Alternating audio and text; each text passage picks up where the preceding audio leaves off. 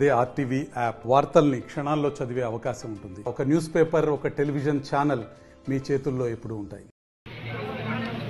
MLC అభ్యర్థి నరేందర్ రెడ్డి గారిని గెలిపించాలని ఒక సదుద్దేశంతో మరి జనరల్ ముఖ్య కార్యకర్తలతో సమావేశం ఏర్పాటు చేయడం అనేది జరిగింది. ఈ కార్యక్రమంలో మా మార్కెట్ కమిటీ చైర్మన్తో పాటు వారి కార్యవర్గం, దాంతోపాటు కాంగ్రెస్ పార్టీ కుటుంబ సభ్యులందరూ కూడా పెద్ద ఎత్తున పాల్గొనడం అనేది జరిగింది.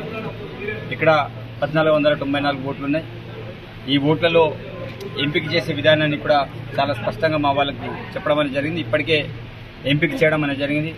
సుమారు ఒక 700-800 మందిని కూడా మన వాళ్ళు గుర్తించడం అనేది జరిగింది. మనకు ఓట్లేసేటువంటి వాళ్ళని, మాకు ఓట్లేసేట వాళ్ళని గ్రీన్ జోన్ కింద, కొంతమంది న్యూట్రల్గా ఉండే వాళ్ళని ఎల్లో జోన్ కింద, మాకు అసలే ఓటు వేయని వాళ్ళని రెడ్ జోన్ కింద మా వాళ్ళు ఎంపిక చేయడం అనేది జరిగింది. నియోజకవర్గం అంతా కూడా ఇదే రకమైన కార్యక్రమాన్ని ఏర్పాటు చేస్తున్నాం. ఇప్పటికే నేను ఈ రోజుతో అన్ని మండల కేంద్రాలలో కూడా ఈ యొక్క ఎమ్మెల్సీ సంబంధించిన కార్యక్రమాన్ని పూర్తి చేయడం అనేది జరిగింది. తప్పకుండా నమ్మకం, విశ్వాసం ఉంది. ఈరోజు దేశంలో మతతత్వంతో ఉన్నటువంటి బీజేపీ పార్టీని ఓడించడానికి గ్రాడ్యుయేట్స్ అందరూ కూడా కంకణం కట్టుకుని ఒక సెక్యులర్ భావజాలం కాంగ్రెస్ పార్టీ అభ్యర్థి అయిన నరేందర్ రెడ్డి గారిని గెలిపిస్తారని పూర్తి నమ్మకం, విశ్వాసం ఉంది. అదే రకంగా తెలంగాణ రాష్ట్రంలో కూడా గౌరవ ముఖ్యమంత్రి రేవంత్ రెడ్డి గారి నాయకత్వంలో ఈ 10 నెలల కాలం పాటు అనేక రకమైన సంక్షేమ పథకాలతో పాటు ముఖ్యంగా నిరుద్యోగుల కోసం ఈరోజు ప్రత్యేకించి 56,000 పోస్టులని.